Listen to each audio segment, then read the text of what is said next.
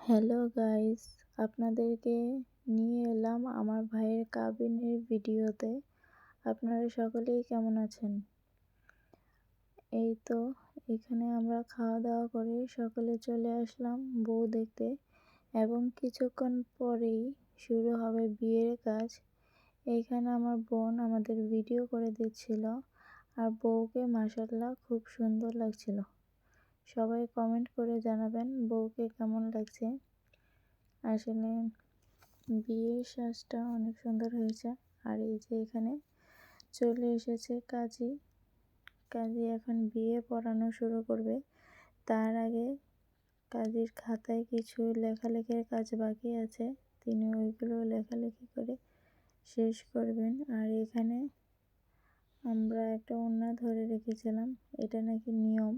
অবশ্য আমি এইসব নিয়ম সম্পর্কে কিছুই জানি না, কারণ আমার বিয়ের সময় এরকম কিছু করা হয়নি। পাবরিয়া জেলা গ্রাম 5 লক্ষ টাকা কাবিন দিয়ে, 4 লক্ষ টাকা অশ্লীল দিয়ে, 1 লক্ষ টাকা বাকি রেখে আমি আপনাদেরকে সবাইকে সামনে সাক্ষী উপস্থিত রেখে বিয়ের এজেন্ট নিতে আসছি। যদি আপনি এই প্রস্তাবে রাজি হন তাহলে আমাদের সকলের সামনে সবাইকে সাক্ষী রেখে আর আপনাকে উকিল বাপ হিসাবে গার্জিয়ান রেখে আপনাকে সবচেয়ে বড় সাক্ষী রেখে আমি এজেন্ট নিতে আসছি মুহাম্মদের শরীয়ত অনুযায়ী। যদি আপনি এই প্রস্তাবে রাজি হন তাহলে আমাদের সকলের সামনে আপনি মুহাম্মদের শরীয়ত অনুযায়ী আমাদের সাথে করেন। কবুল? আলহামদুলিল্লাহ। বলেন কবুল।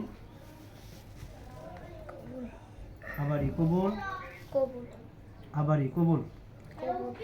ঠিক আছে, আলহামদুলিল্লাহ।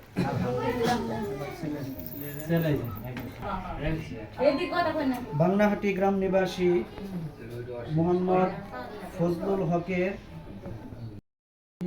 4 লক্ষ টাকা অশ্লীল দিয়ে 1 লক্ষ টাকা বাকি রেখে আমি মুহাম্মদের শরীয়ত অনুযায়ী সবাইকে সামনে সাক্ষী উপস্থিত রেখে আপনি কি উকিল বাপ হিসাবে গার্জিয়ান রেখে আমি বিয়ের এজেন্ট নিতে আসছি। যদি আপনি কোথায় থাকে? কুয়েত না? কুয়েত থেকে যদি আপনি রাজি হন তাহলে আমাদেরকে সবাইকে সামনে সাক্ষী উপস্থিত রেখে আমাদেরকে একটু একবার শোনায় পড়েন কবুল? আলহামদুলিল্লাহ। কবুল? আলহামদুলিল্লাহ। আবার পড়েন কবুল? আলহামদুলিল্লাহ।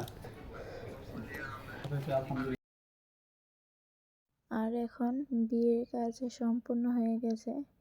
আর এখানে মোনাজাত ধরা হচ্ছে এবং বর বউর জন্য দোয়া করা হচ্ছে যেন তারা সারা জীবনে একসাথে থাকতে পারে এবং সুখে দুঃখে একে অপরের পাশাপাশি থাকতে পারে। আর এখানে আমি বউয়ের কাবিনের গহনা বুঝিয়ে দিচ্ছিলাম। এইখানে একটা বেনি চেন দেওয়া হয়েছে আর রেগুলার ইউজ করার জন্য কানের দুল দেওয়া হয়েছে। অবশ্য গলার চেন এবং কানের দুলটা অনেক সুন্দর হয়েছে। আপনারা কমেন্ট করে জানাবেন কেমন হয়েছে। আর এই তো আমি বউকে পরিয়ে দিচ্ছিলাম, আর বউকে পরানোর পরে অনেক সুন্দর হয়েছে, একদম ফুটে উঠেছিল।